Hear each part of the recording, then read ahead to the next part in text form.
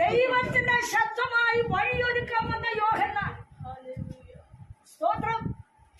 അവൻ പറയുക, ഞാൻ ഏലിയാവുമല്ല, ക്രിസ്തുവല്ല, ഞാൻ പ്രവാചകന്മാരും ഒരുത്തനുമല്ല, ഇനിയോ കർത്താവിന്റെ വഴി ഒരുക്കാൻ വന്നവനാ. ഇന്ന് പകൽ ചില വഴികൾ ഒരുക്കപ്പെടും. അതിനാ ചിലരെ ദൈവം നിയോഗിച്ചു വെച്ചിരിക്കുന്നു. യോന പറയുക, ഞാന് അവന്റെ ശബ്ദം വഴി നിരത്താൻ വന്നവൻ. മുമ്പിൽ ചിലരെ വഴി നിരത്താൻ ഒരുക്കുന്ന ആരെയാ മുമ്പോട്ട് പോകാൻ.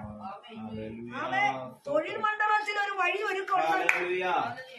ഏറ്റവും ജയമെടുക്കട്ടെ. അവൻ ചിലരെ വഴി ഒരുക്കാൻ ഒരുക്കിയിട്ടുണ്ടെന്ന് യേശുവിന്റെ നാമത്തിൽ.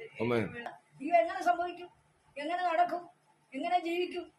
തൊഴിലില്ലല്ലോ, തൊഴിൽ കിട്ടുന്നില്ലല്ലോ, വരുമാനം ഇല്ലല്ലോ, സ്ഥിരത ഇല്ലല്ലോ, കാര്യങ്ങളൊക്കെ കുഴഞ്ഞല്ലോ. ചിന്തിക്കേണ്ടെന്ന് ദൈവം പറയുന്നു, നിന്റെ ഭാരം യഹോവയുടെ മേൽ ഇട്ടുകൊടുത്തോ, അവൻ നിന്നെ പുലർത്തും.